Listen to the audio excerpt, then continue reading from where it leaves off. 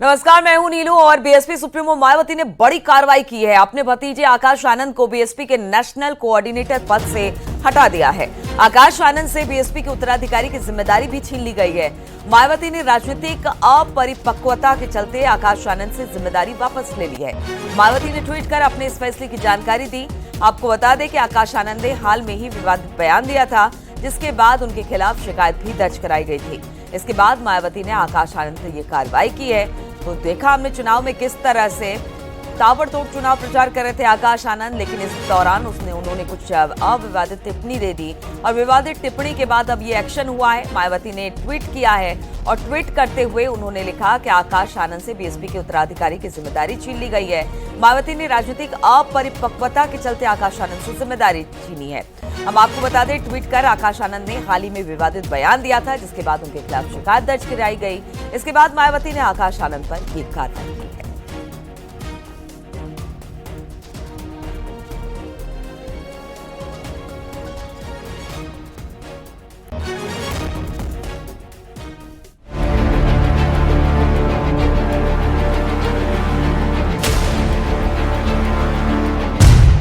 चुनाव के बीच मायावती का बड़ा फैसला। आकाश आनंद को नेशनल कोऑर्डिनेटर के पद से हटाया। आकाश आनंद को उत्तराधिकारी बनाने का फैसला भी वापस। लोकसभा चुनाव के बीच बीएसपी अध्यक्ष मायावती ने बड़ा फैसला लिया है। देश में 3 चरण के चुनाव हो चुके हैं और 4 चरणों के चुनाव होने बाकी हैं। लेकिन इस बीच मायावती ने बड़ा फैसला लिया जो कि बेहद चौंकाने वाला है। लोकसभा चुनाव में बीएसपी के लिए चुनाव प्रचार की जिम्मेदारी संभाल रहे आकाश आनंद को बीएसपी अध्यक्ष मायावती ने संयोजक के पद से हटा दिया है और इसके साथ ही आकाश आनंद को उत्तराधिकारी बनाने का फैसला भी वापस ले लिया गया। इसे लेकर मायावती ने एक पोस्ट भी किया, जिसमें उन्होंने लिखा, श्री आकाश आनंद को नेशनल कोऑर्डिनेटर और अपना उत्तराधिकारी घोषित किया, किंतु पार्टी और मूवमेंट के व्यापक हित में पूर्ण परिपक्वता आने तक अभी उन्हें इन दोनों अहम जिम्मेदारियों से अलग किया जा रहा है। बीएसपी में आकाश आनंद का कद इतना बड़ा था कि खुद मायावती ने उन्हें उत्तराधिकारी बनाने की घोषणा की थी। मायावती ने 10 दिसंबर 2023 को पार्टी के वरिष्ठ नेताओं की बैठक में उन्हें उत्तराधिकारी बनाने का ऐलान किया था, लेकिन इससे पहले से ही वो बीएसपी के कार्यक्रमों में नजर आ रहे थे। लोकसभा चुनाव के बीच बीएसपी का ये फैसला बेहद चौंकाने वाला है और उनके इस फैसले पर बीजेपी की प्रतिक्रिया भी सामने आई है। बीजेपी ने बीएसपी को प्राइवेट लिमिटेड कंपनी तक करार दिया। बहुजन समाज पार्टी को एक प्राइवेट लिमिटेड कंपनी की तरह चलाती है और इसीलिए जब जेब में आता है, जैसे निर्णय करना चाहती है वैसा निर्णय कर लेती है, क्योंकि वहां तो एको अहम द्वितीयो नास्ति। मायावती जी जैसा चाहे वैसा निर्णय कर सकती है। आकाश आनंद जिस तरह से गैर जिम्मेदाराना बयान दे रहे थे और भारतीय जनता पार्टी को लेकर के जिस तरह की अपमानजनक टिप्पणी उन्होंने की थी, जनता के बीच में उनका बहुत आक्रोश इसको लेकर के पनपा था और मायावती जी ने इस बात को महसूस किया। इसीलिए आकाश आनंद को तमाम जिम्मेदारियों से मुक्त करने का काम किया है। आकाश आनंद कुछ समय से पार्टी के चुनाव प्रचार से दूर रहे थे। तभी से अंदाजा लगाया जाने लगा था कि उन्हें लेकर बीएसपी के अंदर खाने कुछ ठीक नहीं चल रहा है और फिर ये भी खबर सामने आई कि खुद मायावती ने ही उन्हें चुनाव प्रचार से दूर किया था।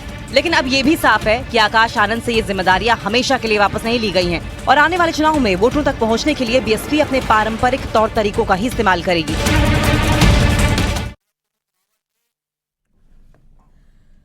और केंद्रीय गृह मंत्री अमित शाह आज उत्तर प्रदेश के चुनावी दौरे पर रहने वाले हैं। अमित शाह आज यहां पर 3 रैलियां करेंगे।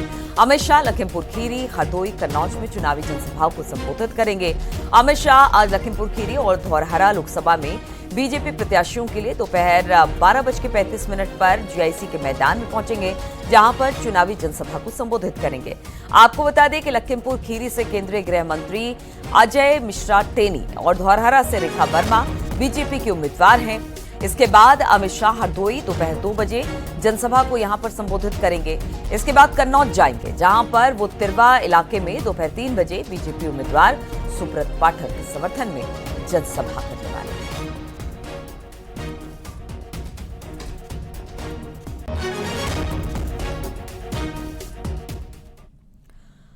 और बीजेपी के मिशन 400 पार और उत्तर प्रदेश में मिशन 80 का लक्ष्य हासिल करने के लिए सीएम योगी ने ताबड़तोड़ चुनाव प्रचार का सिलसिला उनकी तरफ से जारी है।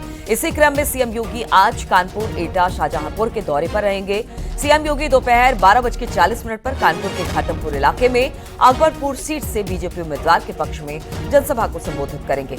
इसके बाद सीएम योगी दोपहर 2:25 पर एटा के अलीगंज में फर्रुखाबाद के बीजेपी उम्मीदवार के पक्ष में प्रचार करेंगे और इसके बाद दोपहर 3:50 पर योगी शाहजहांपुर के ददरौल में जनसभा को संबोधित करेंगे।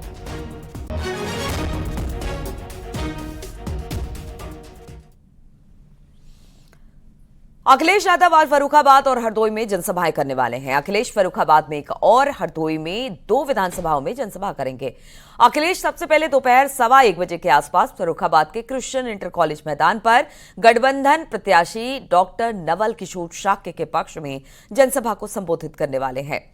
इसके बाद वो हरदोई जाएंगे। हरदोई में पहली जनसभा दोपहर 1:30 बजे सांडी इलाके में है और दूसरी जनसभा दोपहर 2:30 बजे संडीला इलाके में है। इसके बाद अखिलेश यादव लखनऊ के लिए रवाना हो जाएंगे।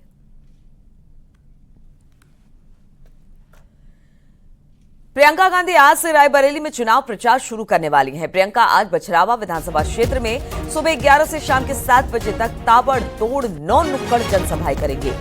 आपको बता दें कि राहुल गांधी रायबरेली से कांग्रेस के उम्मीदवार हैं और प्रचार की कमान पूरी तरह से प्रियंका के हाथ में है और आज से ताबड़तोड़ प्रचार करती प्रियंका गांधी रायबरेली में दिखाई देंगी।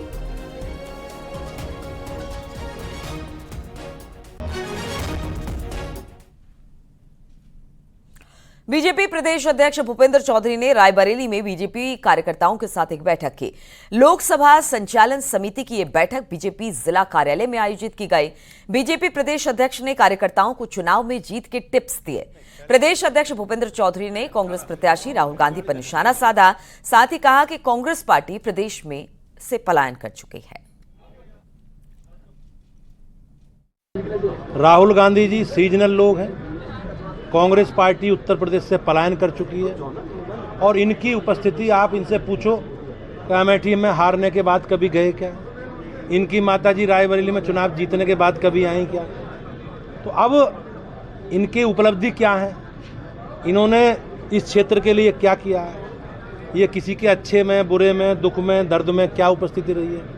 तो अब पूरे प्रदेश की जनता सजग है, रायबरेली के लोग भी सजग हैं और पूरा प्रदेश मन बना चुका है कि माननीय प्रधानमंत्री जी के संकल्प के साथ हम सब लोग खड़े हैं।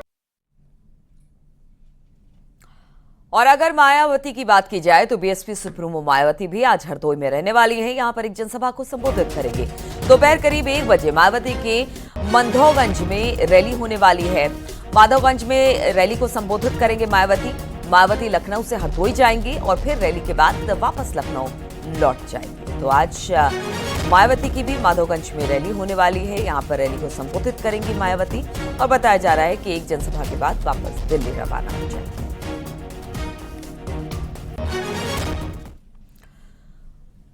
और उत्तर प्रदेश में कल हुई 10 लोकसभा सीटों पर हुई वोटिंग में पहले और दूसरे चरण की तरह इस फेज में भी 2019 के मुकाबले वोटिंग प्रतिशत में गिरावट दर्ज की गई है। उत्तर प्रदेश में तीसरे चरण में करीब 57.03% मतदान हुआ। सिर्फ मैनपुरी में 2019 के मुकाबले इस बार ज्यादा वोटिंग हुई है।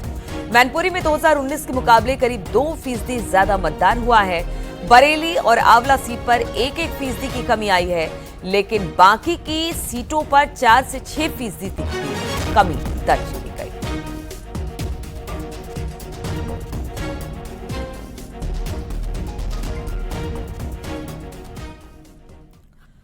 और तीसरे चरण का मतदान कल खत्म हो गया, लेकिन वोटिंग के दौरान समाजवादी पार्टी के राष्ट्रीय महासचिव और राज्यसभा सांसद रामगोपाल यादव ने राम मंदिर को लेकर ऐसा बयान दे दिया कि सियासी गलियारों में बखेड़ा खड़ा हो गया।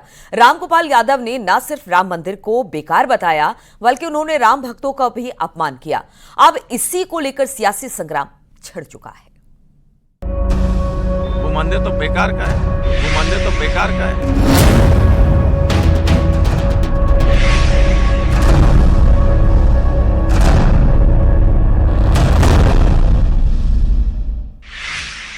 राम मंदिर विश्व भर के सनातनियों की आस्था का केंद्र है, सनातन संस्कृति का प्रतीक है। लेकिन इस राम मंदिर के खिलाफ एक नई पटकथा तैयार हो चुकी है। इस पटकथा के लेखक कोई और नहीं बल्कि समाजवादी पार्टी के राष्ट्रीय महासचिव राम गोपाल यादव हैं, जिन्होंने राम मंदिर के नक्शे को पहले तो गलत बताया और फिर राम मंदिर को ही बेकार बता दिया। हम रोज राम के दर्शन करते हैं, पर मंदिर नहीं गए आप लोग? वो मंदिर तो बेकार का है। बेकार का है? और क्या, मंदिर ऐसे बनाए जाते हैं? मंदिर ऐसे नहीं बनते। पुराने मंदिर देख लीजिए कैसे बनते, दक्षिण से लेकर उत्तर तक। नक्शा ठीक नहीं बना, उसका वास्तु के लिहाज से ठीक नहीं बनाया गया मंदिर को। राम गोपाल यादव ने यह बयान उस वक्त दिया जब सैफई में पूरा यादव परिवार मौजूद था और वोट डाले जा रहे थे। इसीलिए बीजेपी को बैठे बिठाए राम गोपाल यादव ने नया मुद्दा दे दिया। सीएम योगी ने भी राम गोपाल यादव के बयान की निंदा की और कहा, ये राम भक्तों पर गोली चलवाने वाले लोग सिर्फ लोक भावना को आहत पहुंचाने वाले हैं।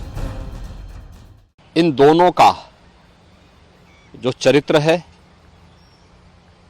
यह हिंदू विरोधी है और राम विरोधी है। जाकी रही भावना जैसी, प्रभु मूरत देखी तिन तैसी। ये राम भक्तों पर गोली चलाने वाले लोग हैं। राम के अस्तित्व को नकारने वाले लोग हैं। मर्यादा पुरुषोत्तम प्रभु श्री राम की ईश्वरीय सत्ता को चुनौती देने वाले लोग ये लोग हैं। राम गोपाल यादव ने न सिर्फ राम मंदिर पर सवाल उठाए बल्कि उन्होंने सनातनियों का भी अपमान किया है और ऐसे ही आरोप बीजेपी की तरफ से लगाए जा रहे हैं, क्योंकि शहजाद पूनावाला ने कहा इंडी गठबंधन वाले आए दिन हिंदू धर्म के खिलाफ बयान दे रहे हैं। तो वहीं राम गोपाल यादव की बहू अपर्णा यादव ने कहा, ऐसी अभद्र टिप्पणी ठीक नहीं।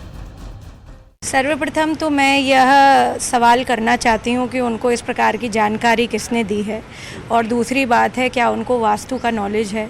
तीसरी बात मैं ये कहूँगी, जहाँ पर हमारे इष्ट श्री राम हैं, प्रभु राम हैं, वहाँ पर किसी भी तरीके का वास्तु दोष या समस्त दोष जिसमें ख़त्म होते हैं उसी का नाम राम है। हमारे भारत का आदर्श जो है राम है, संस्कार राम है।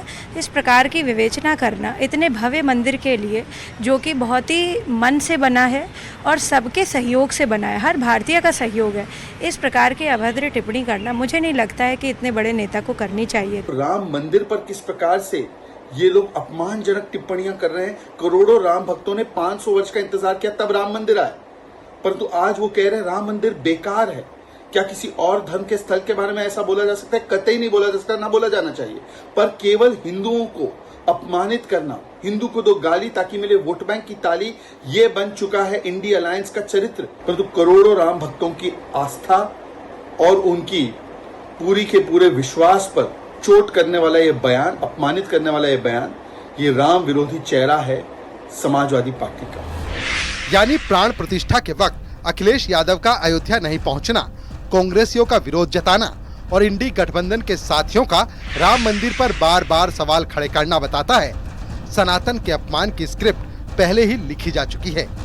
सिर्फ वक्त वक्त पर इसके किरदार बदलते जाते हैं। Bureau report, news 18।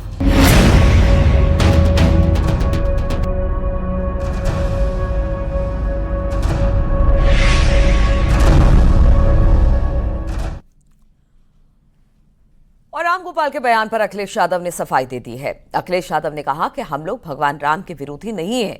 उन्होंने कहा हम सारे भगवान को मानते हैं। साथ ही उन्होंने कहा कि समाजवादी राम विरोधी नहीं है। तो कल जिस तरह से राम गोपाल यादव ने बेकार बताया था राम मंदिर को, उस पर अब अखिलेश यादव को सफाई देनी पड़ी है। भगवान श्री राम का कोई विरोधी नहीं है, भगवान का कोई विरोधी नहीं है। और हम समाजवादी लोग तो वो हैं जो सब भगवानों को मानते हैं। अगर ये राम की कसम खाएं, भगवान राम की, कि इन्होंने नौजवानों का भविष्य जानबूझ के अंधकार में डाला कि नहीं डाला। एआईएमआईएम प्रमुख और हैदराबाद से सांसद असदुद्दीन ओवैसी का एक बार फिर विवादास्पद बयान सामने आया। महाराष्ट्र के औरंगाबाद में एक जनसभा में वो बाबरी मस्जिद के नाम पर वोट मांगते हुए दिखाई दिए, जिसका वीडियो भी वायरल हो रहा है। इस दौरान ओवैसी ने दावा किया कि 6 दिसंबर 1992 को गुनाह हुआ था। अपनी स्पीच के दौरान ओवैसी ने 2 बार बाबरी मस्जिद जिंदाबाद के नारे भी लगाए। साथ ही अयोध्या विवाद का जिक्र करते हुए बीजेपी पर हमला किया। बाबरी मस्जिद जिंदाबाद, बाबरी मस्जिद जिंदाबाद, बाबरी मस्जिद जिंदाबाद, बाबरी मस्जिद जिंदाबाद, बाबरी मस्जिद जिंदाबाद, बाबरी मस्जिद जिंदाबाद।